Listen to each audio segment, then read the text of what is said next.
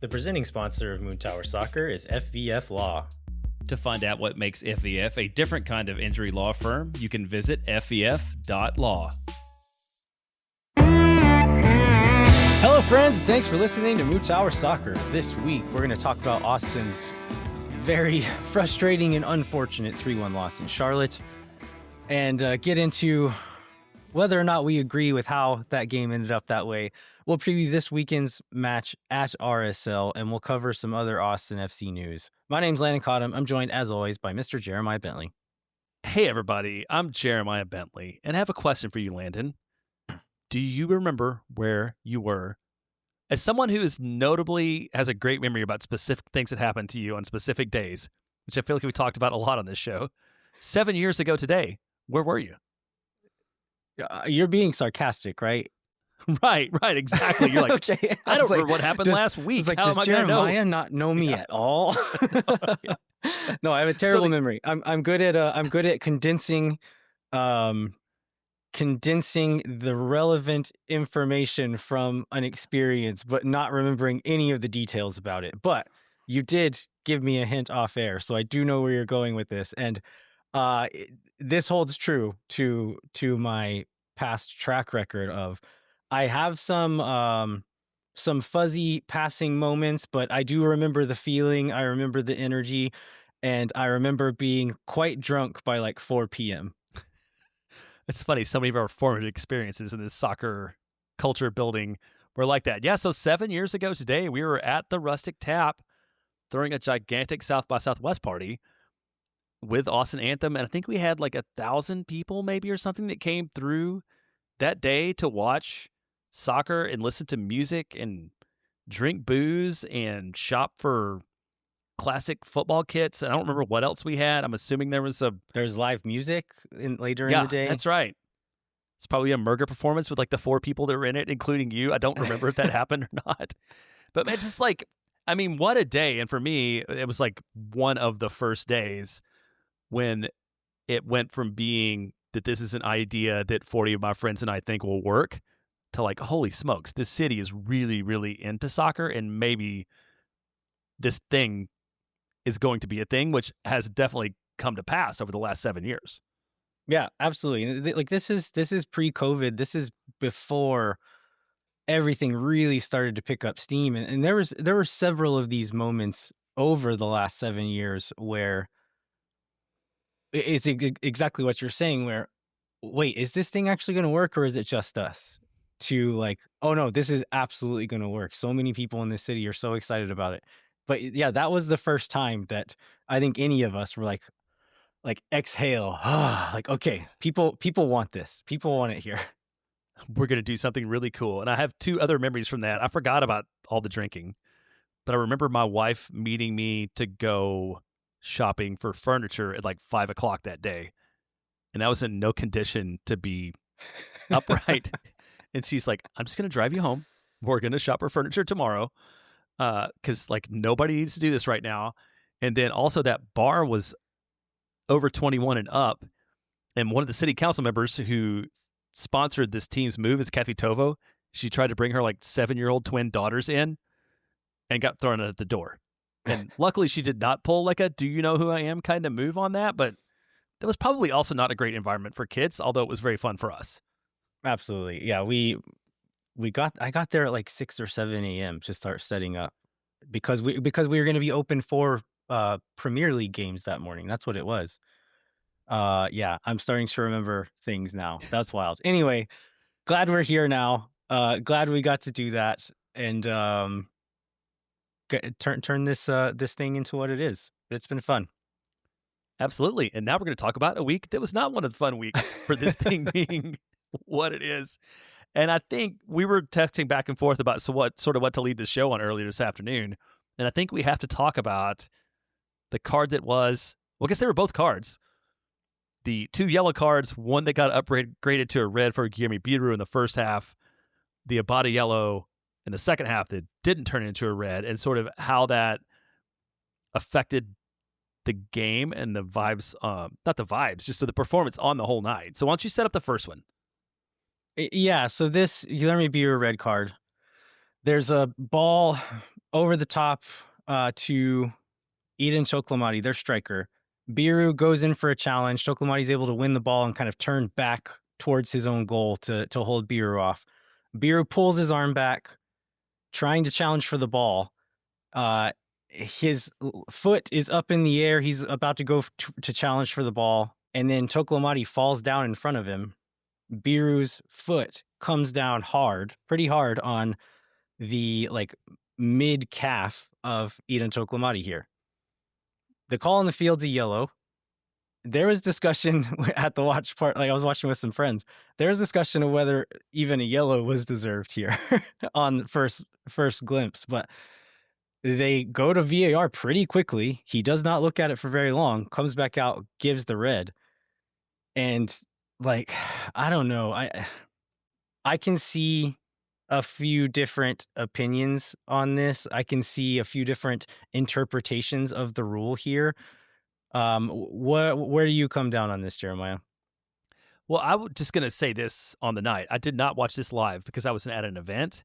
And so my entire experience was rewatching it on TV on Sunday, and also having read a lot of the commentary on threads and Blue Sky and text groups we're in and Slack in different places. And I thought this was going to be a much more obvious way that the refs are wrong. But I mean, in the moment, it seemed unfortunate, but it's the kind of thing that gets called a red. So I don't feel terrible at this one. I don't want to think that Biro's now has a mark on his back or he's automatically doesn't get the benefit of the doubt. Maybe that's the case, but I didn't have that much trouble with this being called a red card. Yeah, I totally understand what you're saying, and I think there is a world in which it's a red. But looking at this Liel Abada foul in the 64th minute, if we're talking about intention and seriousness of a foul, I don't believe Biro tried to step on Choklamati's leg. And there's an interpretation of the rule where he doesn't have to try. The intention doesn't really matter. Fair enough. Abada, if you watch the replay, there's a camera right there. He clocks Dubersarski, sees him, and then goes up with the shoulder and hits him in the jaw with his shoulder. If we're interpreting a serious foul on Biro's there in the exact same game, not that long after, and we're not interpreting this one as a serious foul, that's where I have a problem with it. Is if that's how he's calling the game, he's going to call all of this stuff. Fair enough. Do your thing, man. But in this scenario, it was just extremely inconsistent. And so soccer is a sport with a lot of nuance, right? There's a lot in this game that comes down to the letter of the law versus the spirit of the law. And the rules are written pretty vaguely to give the referees the ability to use nuance, to use their discretion to make decisions during a game. Is there a reading of the rule that says this is a red card? Absolutely, there is.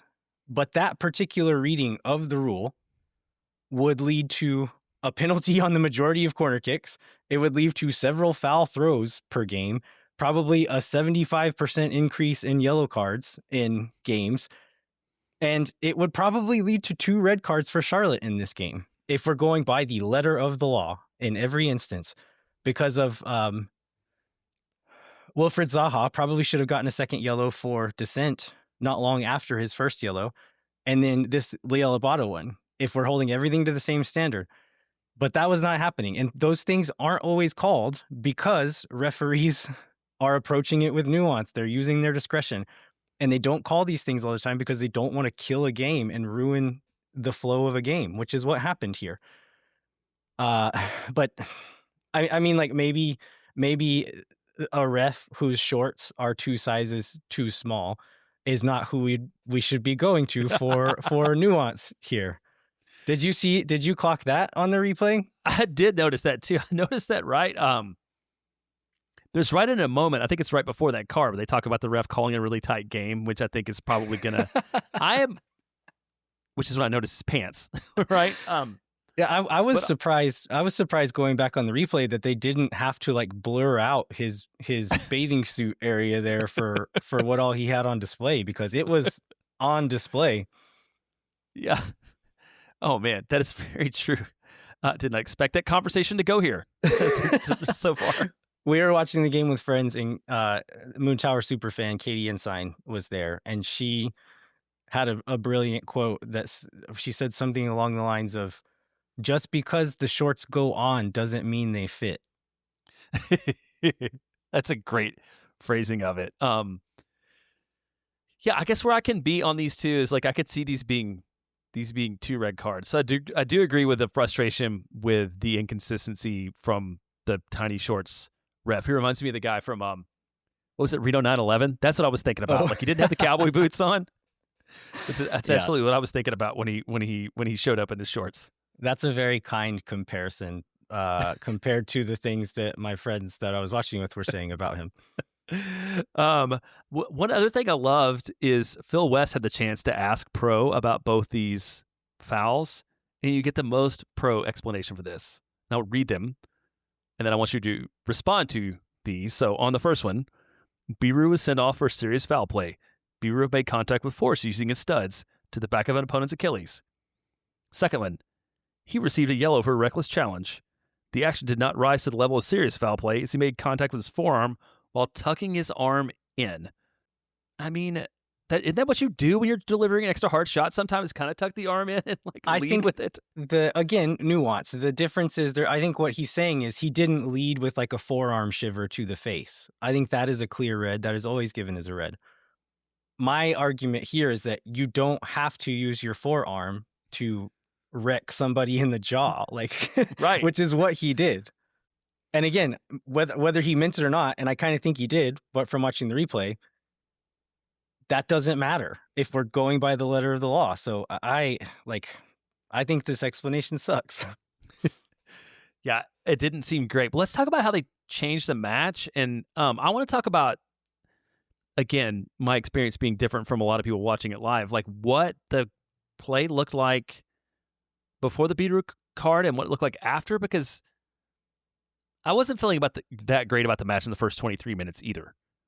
I don't feel like this was a situation where Austin was dominating and then got done hard by a foul that changed the whole outcome of a game. I think even 11-on-11, Austin was going to struggle to get a result out of this match based upon like the first 23 minutes. I think that's fair, but we were not dominating, but we were in it. And we were showing flashes of threat and getting into their attacking half and like playing vertically, trying to stretch the field a little bit. Which is, maybe we wouldn't have won the game anyway. That's not a guarantee. But what it looked like after the red was a home team with 11 players playing against a road team with 10 players, and that's how the rest of the game played out. Yeah, I don't argue about that. And then, do you think that how do you think if the Abada yellow becomes a red, how does that change? This is like totally setting it up. This is as if we know where the goals are going to come from after this. But obviously that changes the tenor of the game from the end, other than playing like 10-on-10. Yeah, it was early enough that it really could have put it on even footing again. That was the 64th minute. And so there's still time for Austin to come back out onto the front foot a little bit more and be on even footing, because when you're down a man, you're trying to defend, and there is always an open man. That's just math at this point. Like there's always someone open, which means when that pass gets played, you have to run that much further to close that guy down. And then when the next pass is played, the next guy has to run that much further to close that guy down. And the cumulative exertion just makes it so hard to slow down an offense. And then you get too late in the game and you've been running those extra sprints the whole time and not being able to get the ball back to give yourself a rest. It stacks up. And by the end, the last 2 goals, the guys are just dead, man. Like they just can't do it anymore. Yeah, and when I was watching that, I wasn't really thinking so much about it when I watched it back on this afternoon. I just watched kind of the highlights and like, why are these guys so open? And didn't even clock the fact that it's because there was like an extra person and they had been running around for 70 minutes at that point in time. Yeah, and once Austin goes down 2-1, like that last set of subs. I don't remember what time that was, but they actually did stretch out again and go back to a back four. They were playing like a 4-4-1 and trying to push and trying to get a tying goal, and that tires them out even more, opens them up even more, and leads to some more dangerous moments for Charlotte. So it's just like goals change games, red cards change games, and it very much changed this one to where maybe we would have had a chance before the red.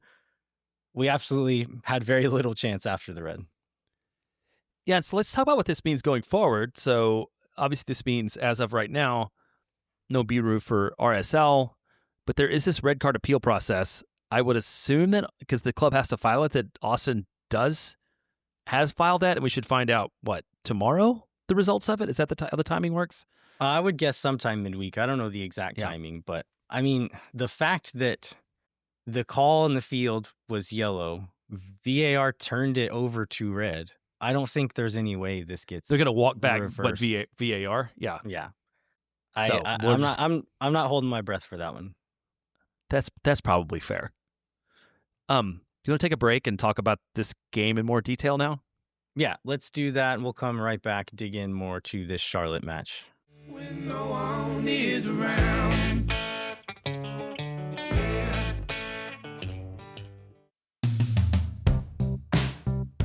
Moontower Soccer is brought to you by our friends at FVF Law. FVF is a different kind of personal injury law firm dedicated to community, transparency, and client education. And they have their own podcast called Summary Judgment. Just saw highlights from it on Instagram right before we recorded. So you can check it out wherever you get your podcasts. You can go to FVF.law to find out what makes FVF a different kind of injury law firm and why understanding your legal options can dramatically change the outcome of a case. Once again, that's FVF.law. Amplify Credit Union is a member-owned financial cooperative that served the needs of Central Texans for over 5 decades. As a credit union, Amplify has no shareholders or parent companies. That means more of your money stays in the community. Amplify has been the home of free banking since 2022. Their free checking accounts come with 0 overdraft fees or minimum balances. That means Amplify's fee-free checking accounts help you get more mileage from your everyday spending.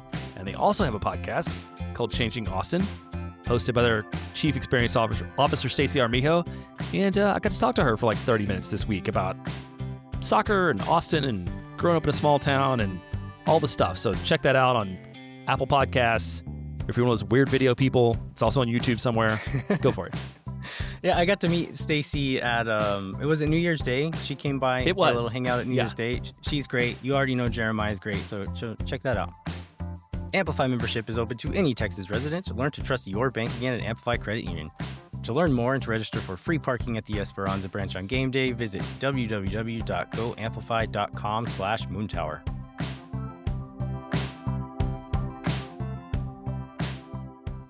All right, we are back. We're going to dig in a little more to this Charlotte match. It ended 3-1. Austin's now sitting 10th in the Western Conference with 4 points and a -1 goal differential. Jeremiah, what are some of the pre-match narratives leading into this one?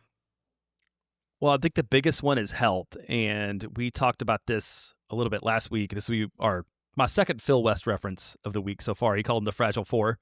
The guys that were injured, and would we see anybody come back? I think Dessler was the one that everybody thought had the greatest possibility of being back in action. He does not. So basically, the same 4 guys that have been out for the last couple weeks are out again, which leads to a lack of flexibility in the roster. And then we get this word on, I think, Friday that the legendary Pollo has been banned from Charlotte for being a noisemaker. Harkening back to, what year was that? I assume that's 2022. I assume all 22. Good stories. Yeah, all good stories come from 22. Go ahead. No, you set it up. Pollo is a rubber chicken that became famous in the South End and has become one of the many secondary mascots of Austin FC. And the owners of Pollo will send Pollo off to road trips with various caretakers. In DC in 2022, they were not allowed to have it again because I think that time it was because it was deemed an inflatable. That is right. It's a different explanation. But they couldn't have it. They said, "Okay, we'll give you the chicken back at the 80th minute of the match." Austin, I don't remember this part of the lore. Did Austin score 3 goals 3 goals. Yes. after the 80th minute? Yes. And it was like Pollo comes out, the away section in DC goes crazy and starts cheering, and then we immediately score 3 goals. Didn't happen Such a good this story. time. Did not happen. Pollo never came out as far as I know either, so maybe that was Charlotte holding the man down. Yes, let's get into the actual game. Yeah. So Pollo didn't save us this time. This is kind of like talking about another game where Biro got a red card, which was that last preseason game where part of me, I'm like, we didn't learn a lot from this because the last, I don't know, it was 25 minutes in, the red card comes. Everything after that, we're not going to learn a ton from that. You're just holding on, right? We won't spend a ton of time going through this game, but it was a fairly evenly matched game. Charlotte was getting some chances, but Austin was getting into the attacking third as well, finding some space at times. The card comes, everything changes. There's a goal that comes pretty soon after that in the 29th minute. Brant Bronico crosses the ball in the box. It gets headed out. Charlotte then finds Wilfred Zaha in the box as Austin is kind of resetting their defensive shape from that initial cross. He chops Gallagher to open up the ball on his left foot and then hits the ball on first watch. I thought this was just like a really audacious pass. Like, why would you even think to pass the ball there? But on the replay, I saw that it was actually a shot. He was winding up to rip one near post. Svatak steps to it. It ricochets off of his ankle, and that's what puts it on that trajectory across the face of goal. Idan Toklamadi was already making a run back post, kind of hoping that that Zaha would play the ball over to his side or to like crash and catch a rebound. And so he reacts well, taps it in, and John Bell doesn't respond in time to be able to cut it out. And that's the first goal. Second one comes, the tying goal comes right after that, like the next play essentially, right? Because they're still talking about the goal before. Wait, one thing before we get into that is, I thought it was interesting how the announcers managed to pronounce Alexander Svatak's last name different but wrong in a different way every single time on the night. Did you pick up on that? We didn't have the sound up very high, so I did not catch that. And then I did my rewatch on the Spanish broadcast, kind of just out of curiosity of what they would say about the cards. Well, the English broadcast was very bad about his last name, and also like unique in what letters they would pronounce, and mostly on the vowels, what vowels they pronounce and how they would pronounce them. But yeah, this one comes right afterwards. Real Garem beer situation. Yes. Yeah, it comes right after that. We do not know how or why, which is leading to my first official all caps segment on the MLS broadcast team. So all we see is they cut to the field and the ball is slowly rolling into the goal. We do not see the buildup. We do not see how it got there. And then you see Uzuni wheeling away, celebrating like he just scored a game winner in the World Cup. A few minutes later, we finally get a replay. Ilie gets the ball somehow because we don't see anything that happens before that. But Ilie has the ball. He dribbles one defender, plays the ball over the top for Uzuni. The ball's going to land in the 18 and in Uzuni's path, so it needs to be dealt with. He has Morrison Ajamong, who is not related to the other Ajamong that they had. Just a coincidence. But he's their other center back right now. He's in front. Ream is kind of behind. So Ajamong says, I need to deal with this. And he heads it backwards, like back towards his own goal, either thinking that Christian Kalina was like on the goal line and there to catch it, or thinking he had headed it wide enough for it to just go out of play for a corner. Neither of those things happened, and the ball just slowly rolls into their own goal. And this is one of my favorite parts of this is Nico Estevez is going crazy on the sideline. Like angry Nico brought me a kind of joy that I kind of needed in that moment. I'm a good boy. He's a good boy. Yeah. But he's like the attitude. I don't know what he was saying, but the attitude he was approaching with was kind of like a ball don't lie kind of justice. Like, see, we deserved that one. Yeah, I want to ask a question about. Do you think that maybe he's trying to head it out of play? Because I feel like it was. Well, who knows? seemed goes right on frame. I was like really impressed with the speed at which the defender was able to deliver that header, even though it was from a far distance out, but like right over the keeper. So I feel like it was more he misread the keeper. Yeah, because he did hit it pretty. Like he did not try to put a lot of power into it either, and so I think that could be right that he thought Kalina was on his line and could just gather it. But yeah, that didn't happen. Austin FC assistant coach does get a yellow card somehow. I missed that. Didn't see that either. But back to my all caps on the broadcast. There is so much play missed for replays again. They would show replays of bad shots that did not challenge Brad Stewart, that sometimes weren't even on frame, and they would show multiple replays of things while the ball was still in play. Like, this is going to be... So, peek behind the curtains here, listeners. We're going to kind of make an effort to make more of an effort on social media this season. Okay. I'm hoping we can find some way to like start a campaign against these terrible broadcasts on MLS. You can say it's on Apple TV, but MLS controls all of the broadcast operations. So this is an MLS problem. But the people running these broadcasts, the producers calling these shots and saying, okay, let's go to this camera, let's show this thing. They clearly don't know this sport, because this is not how you shoot soccer. Like, it's not like football. We're like, okay, we're going to run a play, and there's going to be 2.5 minutes of nothing happening while we reset and run another one. Show all the replays you want during that moment. That's not how soccer operates. You can't keep doing this. Right. It has to be something relevant. Absolutely. You can't just, but I always think about baseball, the lingering crowd shots by the couple eating Cracker Jacks together, which I feel like we're probably not too far away from getting on MLS broadcasts. Sorry, I feel like I interrupted you. What were you about to say? Oh, what I was gonna say is, because I'm mostly following this on my phone, so I like see there's a red card. You know, I see that it was like 1-1 at the half, so I was feeling okay about it. What I missed was this Dani Pereira injury, which seems significant now in retrospect. Yeah, absolutely. So that goal happens in the 31st minute. 36th minute, Dani goes down, holding the back of his leg. It looks like it's probably a hamstring injury. I don't know that we've gotten that confirmed, but just the way he was moving, the way he went down, it looks like a hamstring. And so Austin then has to make another substitution because they made a sub after the red card. They make another substitution, have used 2 subs and 2 sub windows in the first half, which means in the second half, when they decide they're going to make more subs, they have 3 more subs, but they have to use all of them at once because they've used all their windows already. Yes, that is not great. And I just saw Dani post on Instagram that he'll be back soon.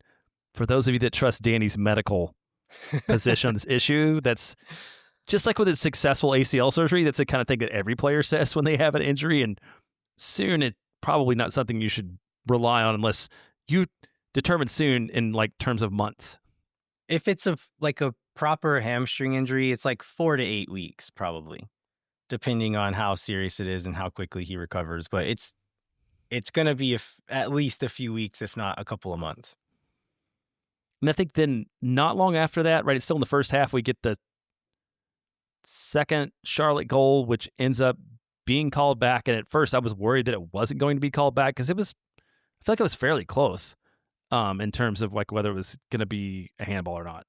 This is another like series of events that... Did we not get to see much of this either? Is that what you're going to say? You continuing the all caps? No, this is back to an unofficial all caps against the referee, Rosendo Mendoza.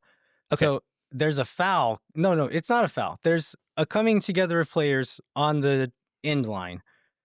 The initial call is a corner for Charlotte, which was the wrong call because the ball goes off of, I think, Wilfred Zaha.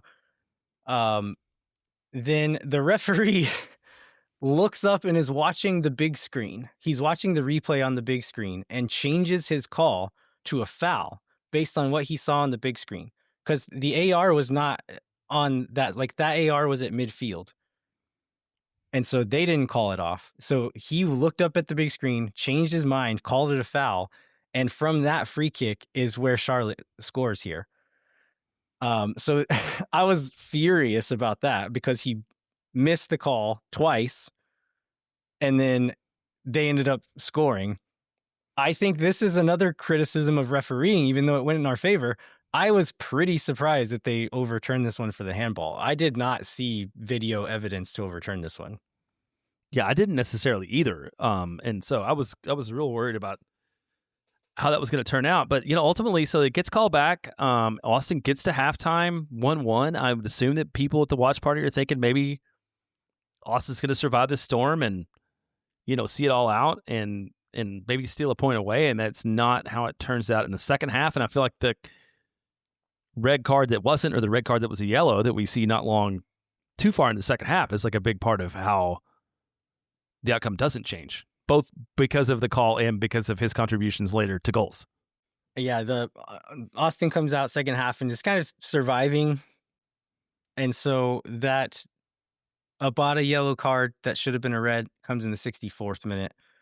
Then Charlotte gets their second goal that sticks in the 68th minute. Charlotte is in the box. There's a cross backside that falls to Abada. He whips a ball across the face of goal. Pep Biel does really good to react and kind of throw a foot at it and deflect it into the goal, which again, John Bell is unable to react and cut it out. And I think there's probably an argument for Joseph Rosales maybe handling the initial ball over the top to Rosales a little bit better, like putting some more pressure or maybe even like reading it and cutting it out with a header. Neither of these things happen. They score again. Austin gets a few like half chances here and there, and they end up do you have the minutes pulled up of when that last set of subs came in? No, I don't have that right in front of me. Yeah, so this is in the 74th minute. There's a triple substitution again because we have 3 subs left but only 1 window left. So if you're going to make changes, do them all now. Uzuni, Rosales, and Sanchez come off. Ramirez, Fodre, and Sabovic come on. And so after the red, they had shifted to like a 5-3-1 shape. And then as they come on here, it's late enough in the game. You're already losing. Let's go for it. They shift to more of like a 4-4-1 and try to push some numbers forward, try to get the ball in the attacking half a little bit more. And it kind of works. They get some opportunities, but they're also very open and kind of living dangerously in this moment. And Charlotte gets chance after chance after chance late on, and finally able to put one in the 90th minute plus 3. It's like into added time. There's a short corner, ends up with Luca De La Torre. He kind of cooks Dubrsarski with a little dribbling move in the box, finds BL at the top of the box, curls one in from the top of the box there. And that kind of put it to bed, even though it was kind of that way already. Yeah, at that point, Austin's doing everything they can to try to chase it, which is fine. What about this? Should have been a handball at 81, which I know a lot of people are also upset about. Again, consistency. Like there's a ball over the top to Fodre, I believe, and it's out towards like the edge of the box, but very clearly in the box. I think it's their right back Byrne, who kind of like dives to just try to like cut out the ball between Fodre, and it very clearly goes off of his arm. I think in the moment I thought like did CJ push him and they're calling contact, but when you watch back, he kind of goes down on his own, just kind of like diving to get a body on CJ, and clearly touches the ball in his hand. The ball stays in play for a while, but there's finally a stoppage, and the Austin sideline saying like, "Hey, are we looking at this?" And if they looked at it, they did not look very long, which I don't know how. Like, again, after looking at the Biro thing, not looking at the Abada thing, and deciding not to look at this, like, I just don't understand. Well, man, it's been a while since I've had like you so cooked up about officiating crew. As someone who often thinks like fans always think that the ref has it out for them, and I'm sure like I don't think he has it out for us. I just think he's bad. He was just bad. He was just bad. Yeah, that's what I was going to say. Like, it wasn't like he was out to get Austin. He was just not great about calling things on the night. So, yeah, not surprising that it turns out this way. Gosh, the numbers look terrible for Austin, but that is all. I feel like it's all a function of the game, right? Throw all that out, man. The 11 versus 10 is why all of those other numbers look that way. All those two, yeah, they did not so look long. that way for the first 25 minutes. Yeah. No, not at all. All right, let's maybe. I didn't have a lot of external notes because I feel like the big themes of the game kind of all came together when we talked about. I think one thing that I don't like that I'll start with is like these injuries that are starting to pile up where maybe we get some of these guys back that are out soon and maybe we don't. And now we add Dani to that. And then we also add, was it Bell or, was it Bell? No, who was it? Oh, Nelson. Didn't Nelson have a little knock too that he ended up coming? That he was going to be subbed off? Let's talk about that in a second. I think he was a tactical sub, which I think some people took offense to, and we can talk about that in a second. But I think he was fine. But there was Duber-Sarski took that shot to the head. Ilie went down with a head thing at one point. Dani was out and probably out for several weeks now. So we might get to see Dessler back in action next week. But again, without him having played any games, I don't think you can expect him to start. Like, match fitness doesn't work that way. So I think at best he's coming off the bench. And so that's some consolation. But as far as the starting lineup, like, it's one more guy we can't start. And none of the other ones are going to be there either. Yeah, and there's no indication that Owen's like super close to coming back. And to your point, like, he's been out for weeks now, so it's not like he's going to play 90 if even he comes back at all. Like, maybe he subs in this match. Maybe it's not even until the next one. So Austin gets pretty thin. Oh, and we've also got Biro out on a red card too, right, which adds to the lack of depth going forward, at least for the next match. Yeah. So let's go to this substitution. So the red card happens.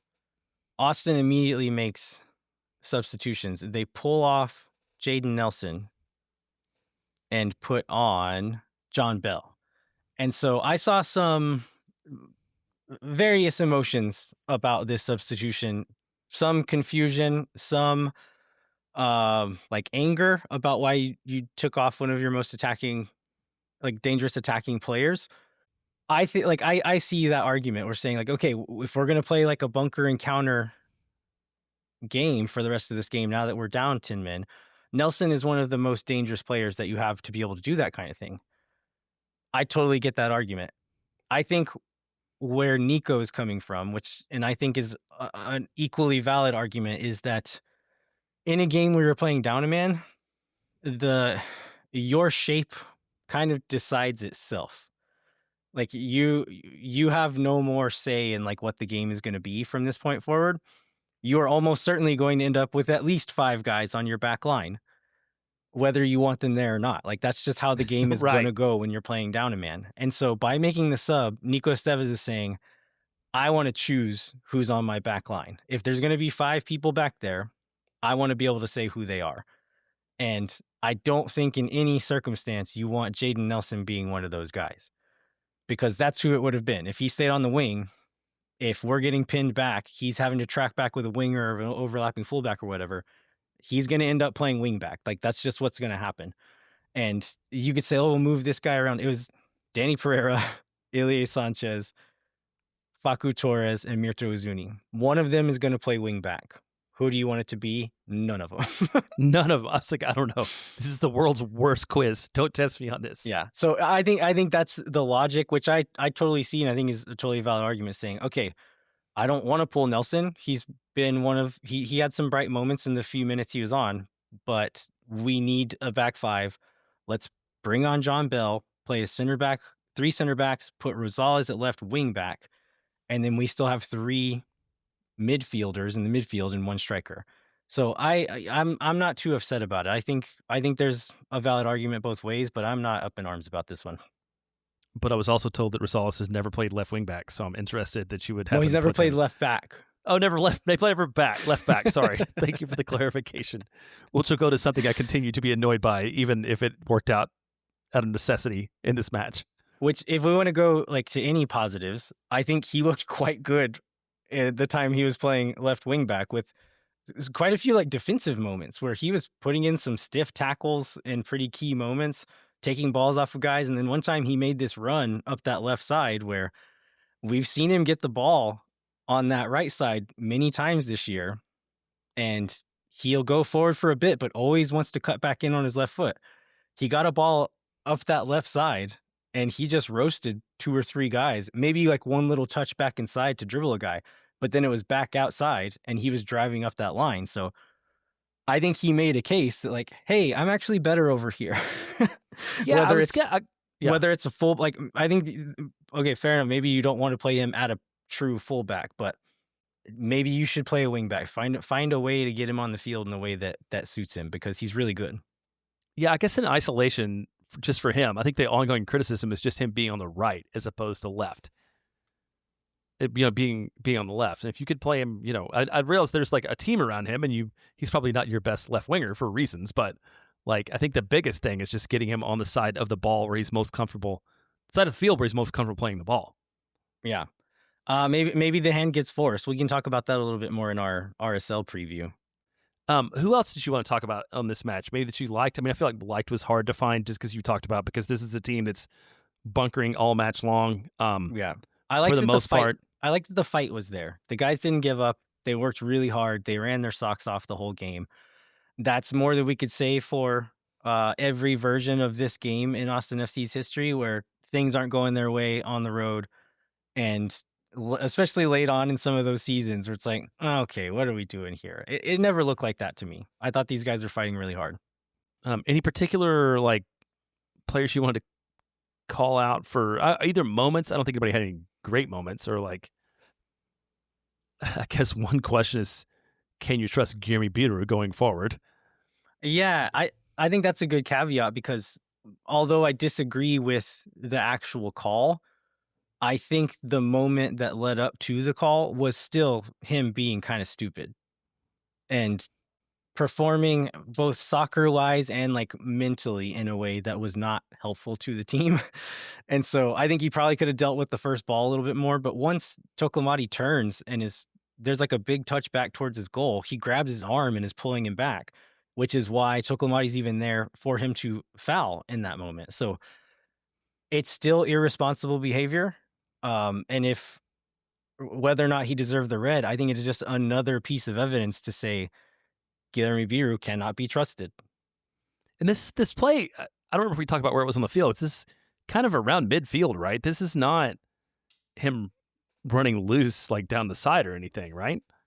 It was in behind. So Biro challenges and turns Toklamati back towards his own goal. So at that point, I think the counter's done. And then it is certainly done once Biro pulls his arm and tugs him back, which I think probably deserves a yellow on its own. So if he just gives that one tug and then puts his hands up and turns around, I think we get a foul call and nothing else, and it ends there, and probably would have been enough to stop the counter there. So, just poor decision making from him, which is nothing new, right? Right. Well, one of the other things that we usually have in this segment is things we learned, but I don't know what we learned out of this one. I don't know if we learned a lot. It's hard to play down a man for most of a game. Yeah. And you learned that this ref sucks. Yeah. Well, I guess we both did. We mentioned John Bell's name on a couple of those goals. And this is something that I noticed, and I think I even said during our scouting report, is that like he's a perfectly serviceable defender, probably brings a bit more quality on the ball and in an attacking sense than he would for like a replacement level player. One thing I noticed that he was not great at is those split second reactions that the best center backs in the league and in the world are very, very good at. And it's not even necessarily not, because like it's moments that are hard to stop, and like most center backs in the league will not stop. And I think what we saw in this game is he is one of those center backs that will not stop them. So he's Julio Cascante with less fashion and a less attractive partner. Awesome. A different version. And again, I think different version. I'm not even saying he's like bad at these things, but I think he's like replacement level or worse in that specific part of the field of like reading a ball, reacting quickly, throwing a foot out, stopping, things like that. He's just not great at it. But I would guess most center backs in this league aren't either. This is also why we can afford him as a third center back, right? Like if he was Right. great at that, he would be a center back one for somebody else. Exactly. I think that's all. We can move on from this one. Stupid game. Waste of a trip. But I guess like Austin's still 1 win, 1 loss, 1 draw. It's early in the season. There's a chance to recover. Well, I forgot where are we at in the table now? Is it 10th or 11th? 10th, but there's a bunch of teams on 4, and it just comes down to goal differential. And you can't really count goal differential necessarily this much in this one because Austin's playing down a man for so long. Yeah, I think we're probably like at least 2 match days before you can really start reading into the table. Even that's a little early, but it's enough of a sample size to say like, okay, this is somewhat of a depiction of who these teams are. And I'm guessing we predicted Austin to be in a big messy group of Western Conference teams between 5 and 10. Yeah. And here we are. Yep. Austin's in a big messy group of Western Conference team between 5 and 10. All right, well, let's take a quick break. We're going to come back. We'll talk about the Leagues Cup schedule announcement. We'll talk about a new GAM drop that we got from the league, and we'll do our RSL preview. Hang tight. We'll be right back. Moon Tower Soccer is brought to you by Sage Wilson Realty. If you are looking to score your next home, while rates are back to their lowest level since 2022, don't make us stupid when playing out of the back goes wrong play, and talk to our friends at Sage Wilson Realty. The right strategy can turn today's opportunity into your winning goal. If you're looking for Sage Real Estate advice in Austin, talk to our friends at Sage Wilson Realty. Be sure to check them out online at sagewilson.com.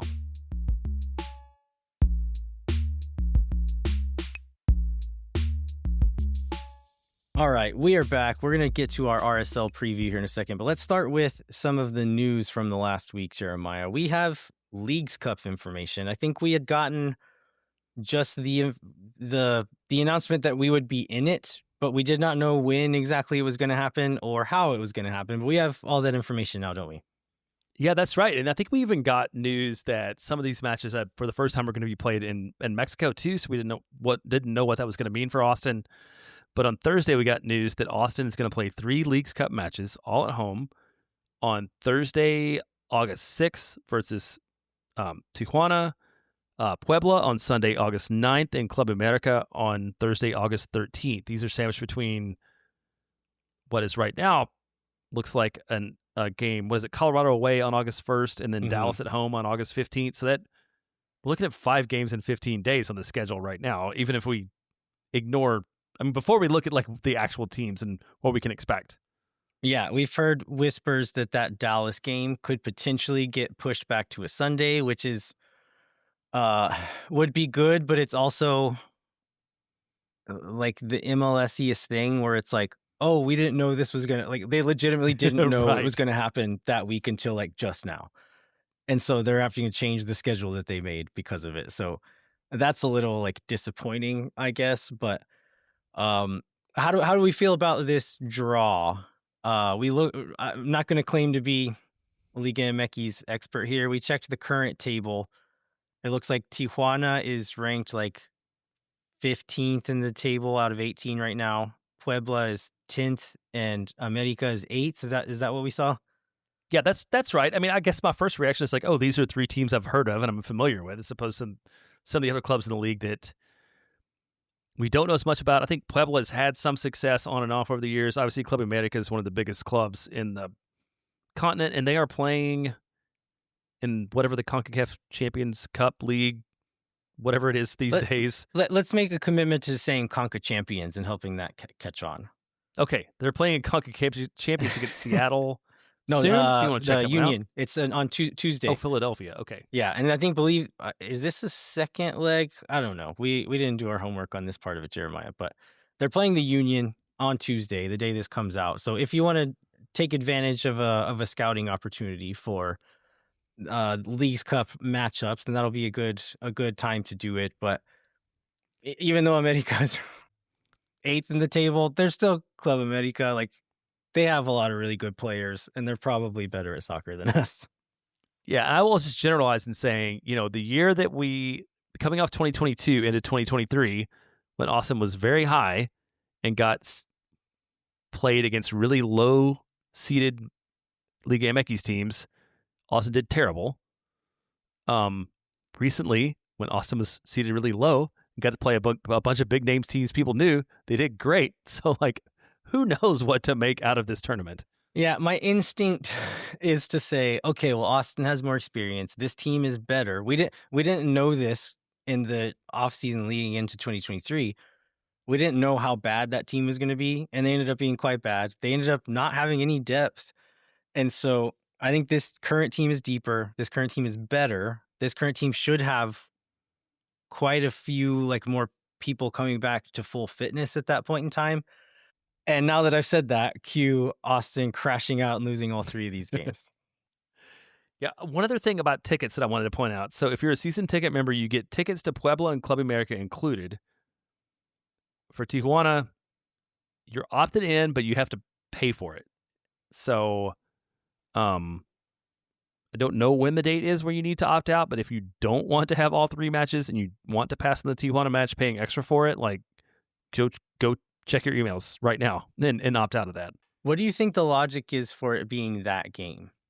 I guess it could be any of those games, right? I mean, I'm assuming, I haven't read my ticket agreement lately, but I'm assuming there's like a minimum number of games per year guaranteed, and that all 3 of these would exceed what the club's included in the ticket price. But do you think there's some nuance between like why it's Tijuana and not America?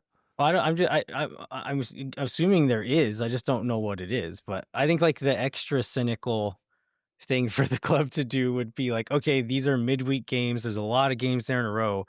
There's going to be a little bit of like attention exhaustion potentially. And it's probably going to be super duper hot too. So like maybe these midweek ones aren't going to sell as well.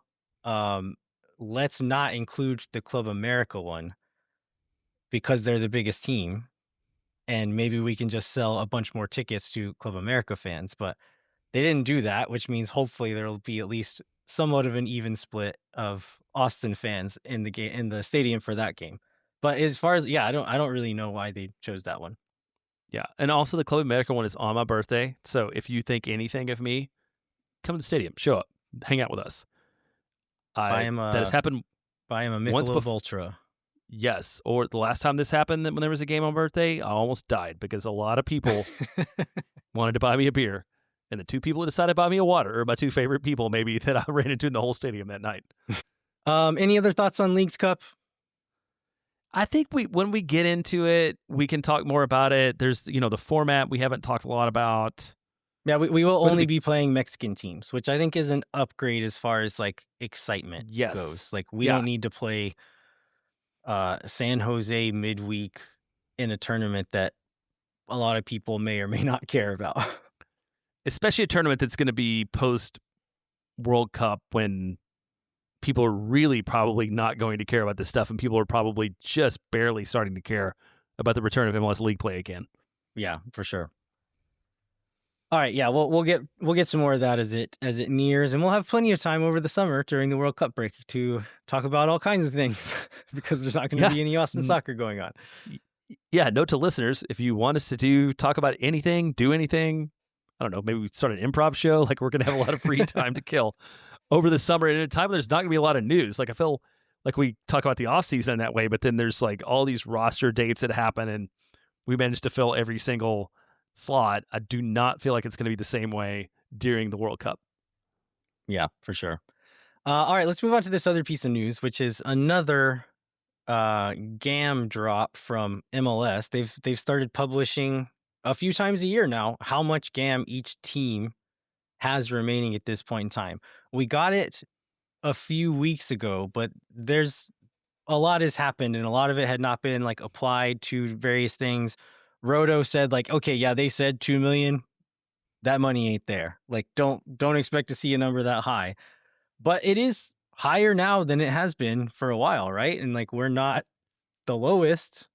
Yeah. I was going to say the thing that I've looked at that was really noteworthy is back then Austin was, I believe, the lowest. Right now, Austin has $412,817 left in GAM, and there are a lot of teams that are lower, including the LA Galaxy, which maybe explains the Ramirez move because Galaxy has $0 left in GAM. It's like they again continue to be in crisis on that move. There's that. I think there's like Miami has 17,000, Charlotte 75. Like there's a lot of teams doing worse than Austin on the GAM charts, and then they're just teams with millions and millions of dollars sitting idle also at the same time. Yeah, and I think this came out, this says as of February 20th. Do we know if the Christian Ramirez I think it's numbers, pre-Ramirez. it's I think it's pre-Ramirez. So pre-Ramirez, yeah. we have a pretty good idea of how much to subtract then, because it would be half of that budget charge. So it's like $112,000 or whatever. So subtract that from this, it puts us around 300K. It's still not a ton, but it's better than nothing. And this is stuff we can use this summer. We can carry it over to next year. It's still not a lot of flexibility, but Roto will take anything he can get, and that's part of this comes from those international roster slot trades that he made, right? Yes, absolutely. I think this is just like evidence that Austin's finally digging out of that hole and is not having to make roster decisions just based upon available budget in the way that somebody like LA or I think Vancouver, right, got in that spot. They have almost nothing left even now, where they had a lot of players and sort of had to divest from guys whether they wanted to or not. And there's, Miami stays on the almost none available level, but continues to find ways to sign people from around the world whenever it sees fit to them. So I wouldn't read a lot into that number either. Yeah, I mean, we would prefer to have more. And again, we've said this on the show a few times, like the real way to get this number higher is to sell players. I think we are all speculating about the Owen Wolf sale coming this summer. The fact that he still hasn't played, I think probably pumped the brakes on any pending things or any people who were showing interest in him over the summer. If he comes back and looks like the guy who we think he can be, I'm sure that interest will pick up again if it was there. And if there are ideas or plans to potentially sell him this summer, like that could pick back up, but it could also take him a bit to kind of work back in. So we'll see what that means. But yeah, we're not out of the hole, but we're not so deep in the hole anymore either. So what is it? They've stopped digging? Austin's at least stopped digging the hole. We're digging up now. Let's talk about RSL now. This is Austin's match away in 2025. After a couple really good seasons, RSL finished in 41 points. They finished 9th in the West. Definitely had a down year. I think they were like maybe last in the league and expected X goal. Had a lot of changes during the offseason.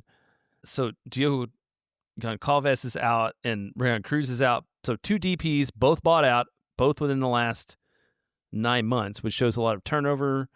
Let's talk about the guys coming in and how much do you know about maybe the people that we should expect to see and expect to threaten Austin this week? Yeah, they've brought in some new faces. I think most of them unknowns or like unknown to MLS people, some of them unproven.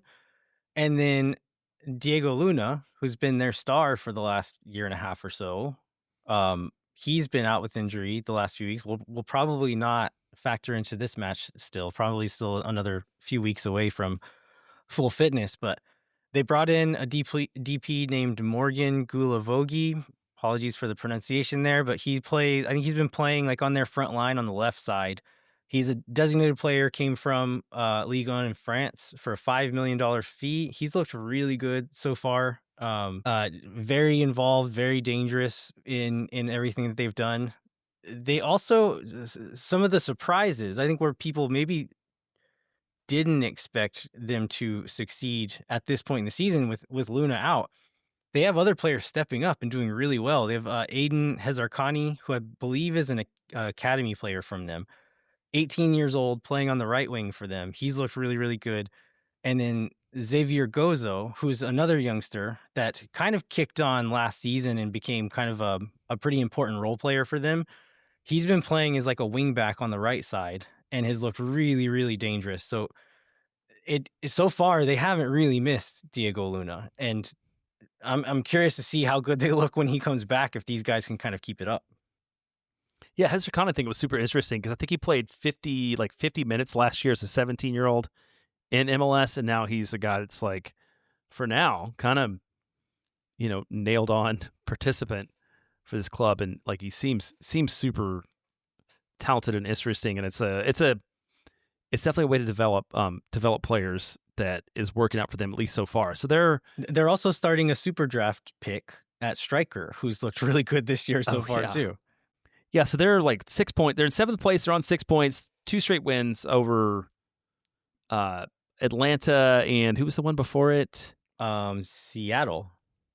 So that's like not a slouch. I mean, Atlanta's 0. They've played 3 matches and lost 3. But yeah, Seattle definitely not a slouch. So it's a dangerous team, and one that seems like with all this change, maybe it's getting stuff back together, and they're playing at home, right? Which is always a challenge, playing on the road away. It was a challenge last week at the Eastern Conference, but it is also a challenge, especially a challenge when you're playing like in-conference matches on the road. Yeah, and Salt Lake is at elevation too, right?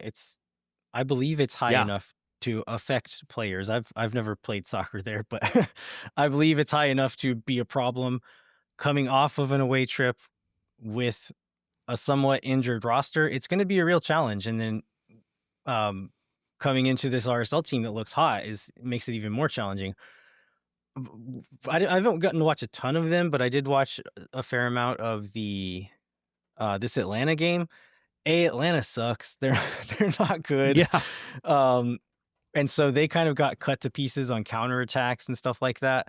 So I think Austin will have a bit more of an advantage in that sense from Atlanta, just the way that we've defended and the way that we kind of will keep a solid rest defense shape and not just throw all numbers forward. That being said, these guys are good. And so you slip up once and they can really hurt you. So I think Austin's going to have to be careful with that. It could mean kind of a boring game from Austin, but that's kind of how it goes in MLS sometimes. Like the home field advantage is a real thing in this league. And so you kind of just got to get the points how you can. Yeah, I was thinking the Tata Martino reunion tour is not going, I think, as fans in Atlanta would hope, given what we've seen before. So Austin's got guys hurt. We've just talked about how we don't necessarily expect to see any of them come back as starters. We also don't expect to see Gary Biro. What does your 11 look like? Do you just like slot Kolmanich in for Biro and play everybody else, or is it time to look at a different shape? What would you want to see from Austin? I think that's one option, is just to keep things as they've been, put Kolmanich in, and just don't change as much. Like let the familiarity and the comfort with this shape and this game plan build. I think the second most likely option would be kind of what they went to after the Biro red card and go to a back 5, start John Bell instead of Biro, and then move Rosales to left wing back. And then, what do you do? Yeah, and then you could play Nelson and Torres along, like on either side of a striker, and then Ilie and I don't know, because Dani's not there because of the injury. So I would guess Ilie and Dubrsarski. It's a pretty defensively minded midfield at that point, but Sabovic has not been very inspiring so far, so I'd be a little nervous to play him too, but he would at least, like, in theory, on paper, provide a little bit more going forward than Dubrsarski would. Yeah, what do you make out of, like, I didn't think about this until just now, but like 0 minutes from Djordjevic so far this season? Like, he's the fourth center back now, and that's just where he's going to be? It seems like John Bell is just taking that spot from him. We've not been... Like, you don't want to sub out center backs, and so it's hard minutes to come by if you're the fourth guy, right? So I think potentially also, like, John Bell being more comfortable on the left maybe lends itself to that a bit more as well, because Svatak almost always plays on the right. Heinzike will play on the left or in the center there. And so if you bring on Djordjevic, he seems to be more comfortable on the right, and you have to kind of shuffle everyone around, where by bringing Bell on, he's comfortable on the left, and then the other two get to kind of stay in a bit more comfortable position where they've been playing the rest of the game. So that could play into it. It could also be that Bell just looks better than Djordjevic in training. Yeah, but it's a good point when you got them there. It's like you want people to play where they're the best. You don't want 3 guys who are playing not their optimal position, or at least you don't want to like for a guy like Djordjevic, you don't want to sacrifice two people playing where they want to be in order to make him comfortable. So, and I think doing it from the start sense. of a game is one thing, but shifting in the middle of the game, I know for me personally, like grain of salt, this is 6th division co-ed soccer in Austin, Texas, but if I'm playing even one side as center back and then I shift to the other side of center back, it kind of throws me off and I end up like drifting into spots where I shouldn't be because I'm just like instinct. I used to be there. I should be there now. Yeah. I think you sort of summed it up. I think what we can expect is a low-scoring game. I don't expect Austin's going to play with a lot of courageousness. It seems like one they're going to try to keep pretty even, try to see out. Is there a reason to expect anything else out of this club on Saturday? I mean, they came out swinging a little bit against Charlotte, so it was not necessarily like pretty soccer, but they were playing vertical balls trying to get in behind. Who knows like how that game plan would have developed over a full 90 if we kept 11 men, but they weren't just sitting back. They were trying to do something. It was still conservative from like a defensive standpoint, but hopefully we can make some of that stuff work and actually get some goals. Yeah, I think that's one of the things we talked about in the second game was like Austin seemed to, well, both the first two games, they seem to be a bit more vertical. So hopefully we don't just give that up, but it seems that that's something we're going to see more at home from Austin than on the road, especially on the road with sort of depleted side where you're trying to do your best to. Or if we're doing it, we're doing it with 4 players forward and not 6. Right, not 6. Yes, no, exactly. Anything else on this RSL game, Jeremiah? No, I feel like we've done a really good job of setting it up as like must-see TV that everyone's going to be really excited about watching. Also, an hour later on Saturday night than normal, or maybe 2. Right, it's a 1, right? They're Mountain Time. Yes, I believe so. So it will be at what time? 8:30 p.m. Okay.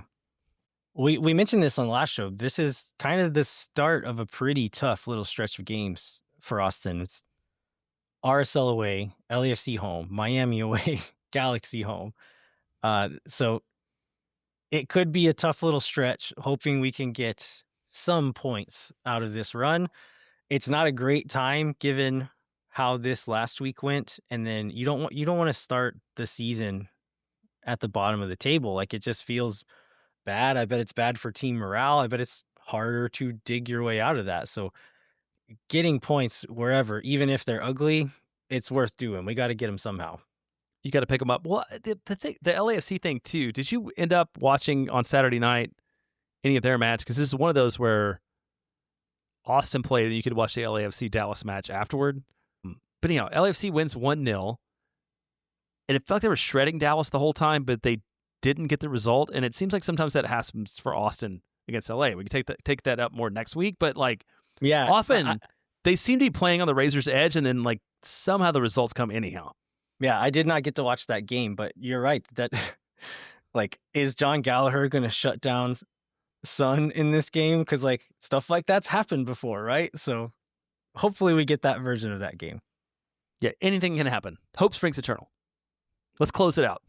All right. We'd like to remind you to rate, review, and subscribe wherever you get your podcasts. Come find us on the internet where we will hopefully be more active in the near future. Sign up for the Patreon. I saw a few people sign up recently. I'll try to get your rewards out soon. And then probably here pretty soon, we'll like maybe cut off last year's rewards as we start to prepare for the coming year. So if you want in on this year's rewards, which I think already turned off the $10 level because we ran out of hot sauce. So the $5 level and the $2 level are still open.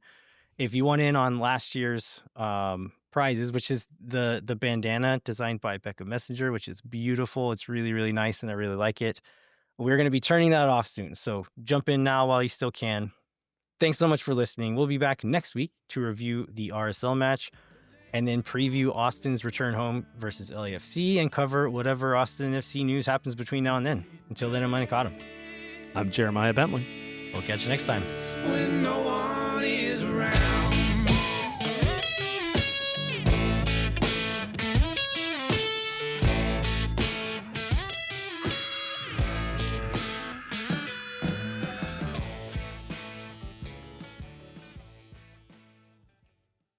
Thank for nothings. You never. La gente. Oh my God. Because they love cheap boom boom sauce. Yeah.